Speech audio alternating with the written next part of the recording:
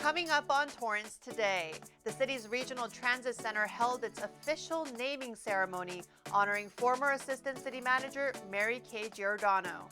The city's home improvement program is at it again, this time helping new residents at the temporary housing village to truly feel at home. And if you're looking for a way to de-stress this summer, the perfect opportunity is coming to town tomorrow. All this and more coming up right now on Torrance Today.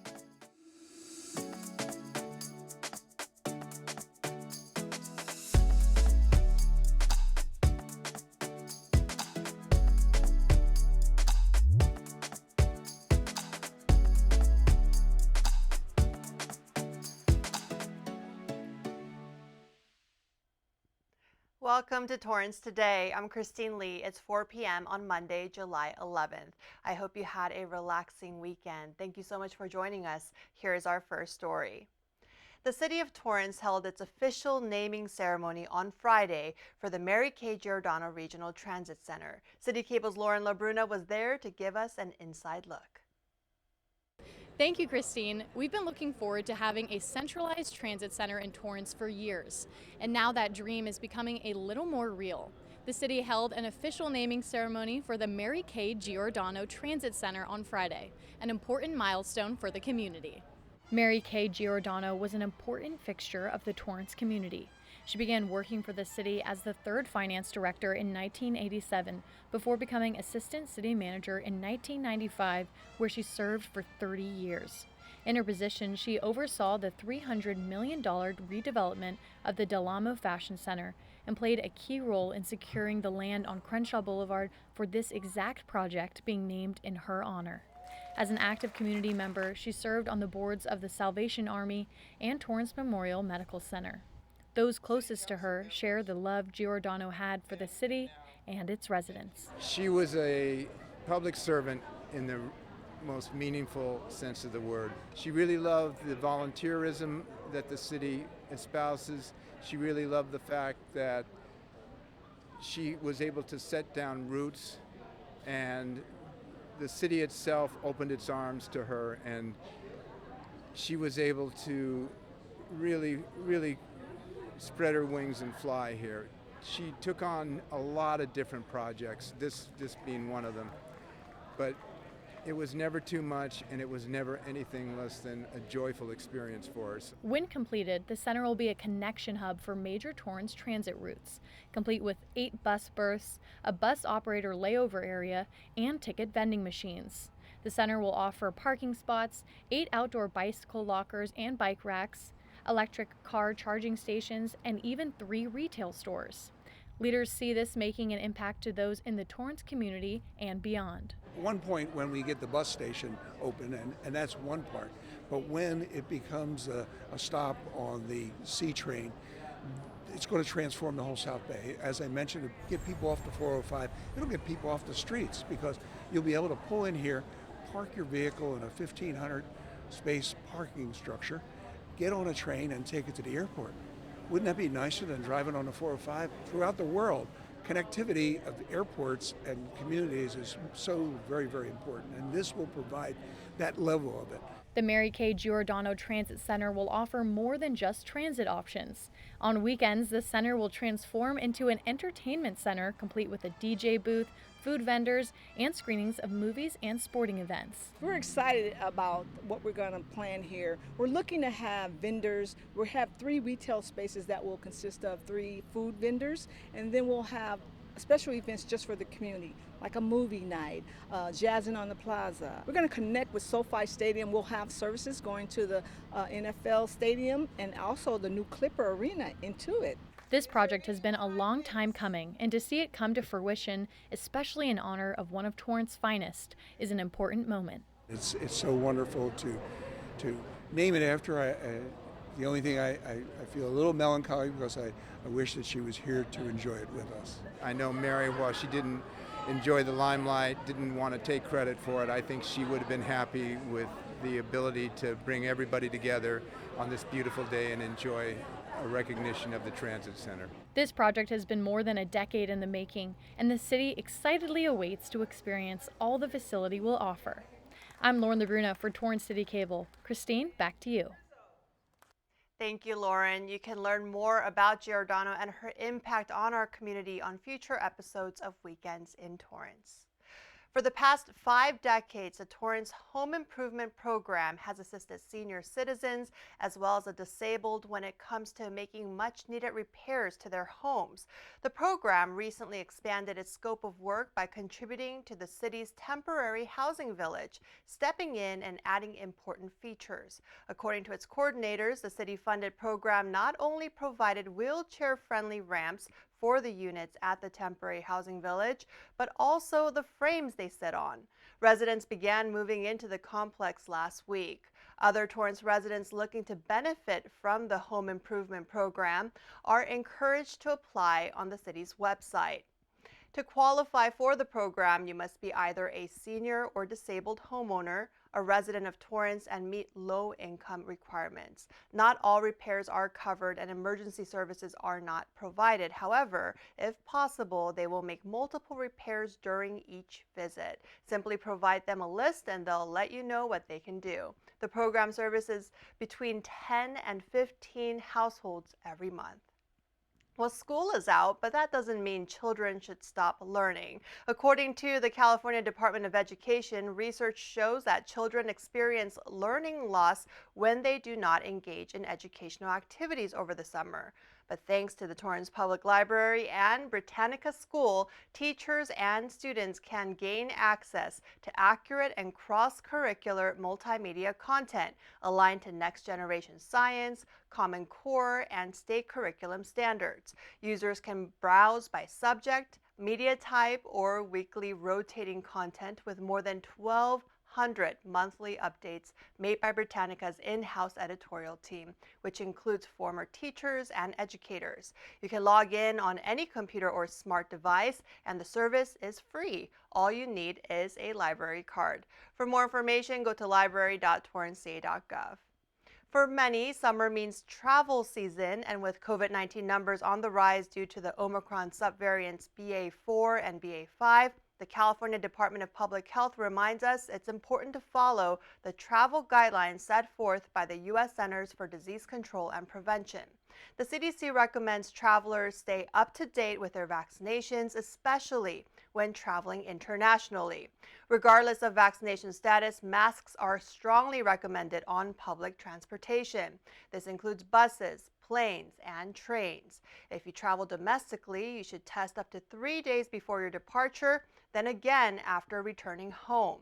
If you had a confirmed COVID-19 infection in the past 90 days before traveling, you do not need to test. And lastly, if you test positive or develop symptoms of COVID-19, you should isolate yourself and follow public health recommendations.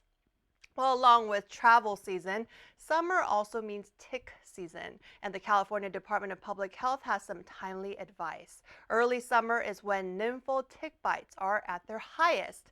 What makes this a serious problem is that nymphal tick bites pose a higher risk of disease transmission, including Lyme disease, than adult tick bites do. CDPH recommends wearing approved repellents whenever spending time outdoors in grassy or brushy areas. EPA-registered repellents should include language such as long-lasting protection from ticks or repels ticks that may carry Lyme disease. It's important to note that ticks do not jump or fly. They only climb onto people when they're brushed up against. Common places for ticks to be found are in leaf litter, logs, rocks, wooden picnic benches, and on the ends of tall grasses. For children and small babies, only use repellents according to label instructions and dress them in clothing that covers their arms and legs. California Governor Gavin Newsom says the state will start producing its own low-cost insulin. Newsom claims that $100 million from the state budget he recently signed will be allocated for California to contract and make its own insulin at a cheaper price. The move is an effort to combat the high prices for a life-saving medication that's been made inaccessible for some Americans living with diabetes. Newsom says half of the $100 million will will go toward the development of a low-cost insulin. The other $50 million will go toward a manufacturing facility in the state that will also provide new high-paying jobs and a stronger supply chain for the drug. Many Americans are currently experiencing out-of-pocket costs from $300 to $500 a month for this medication. Well, tomorrow marks a day of transition within our city's government. Newly elected Mayor George Chen will be taking over for outgoing Mayor Patrick J. Fury, who fulfilled the position's term limits by serving 2 consecutive terms. New council members John Kaji and Assam Sheikh from Districts 1 and 3 respectively will take their seats as council members Heidi Ann Ashcraft and Jack Walser step down from their positions, which they were appointed to in 2020 and 2021. Councilmember Aurelio Matucci retains his seat for District 5 after a slim 16-vote victory over Jean Adelsman. Rebecca Poirier retains her position as city clerk after running unopposed, and former councilmember Tim Goodrich will take over as the new city treasurer. You can watch the newly elected officials get sworn in during tomorrow's council meeting, which will be streamed live on air and online at 6:30 p.m. July 11th marks the popular 7-Eleven Free Slurpee Day. The 24/7 operated convenience store chain is offering the beverage free of charge today to celebrate the anniversary of the company. 7 Rewards loyalty app members will see a deal for 1 free small Slurpee. This year marks the company's 95th anniversary. People who want this free deal but are not yet Rewards members can download the 7-Eleven app for free or visit their website at 7-11.com/7rewards.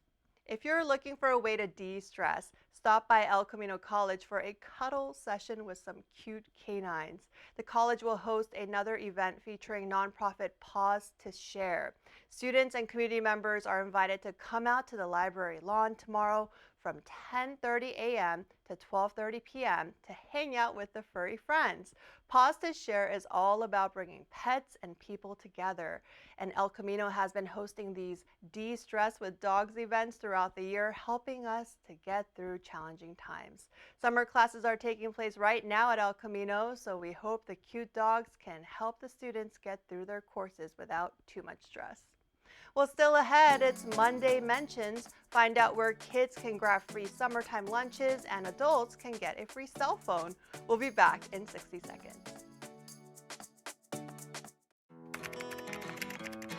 I think I finally found. Hey, how you doing? Hey, Mason. Hey, Mason. Got a new house. It's looking pretty cool so far. A place that I call home. I'm teaching Louise how to cook some lasagna. It only takes a spark to make a fire start.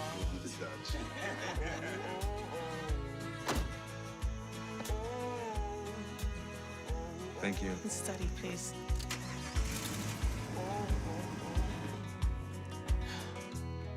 I think I finally found a place to make my own. A place that I call home. This place that I call home.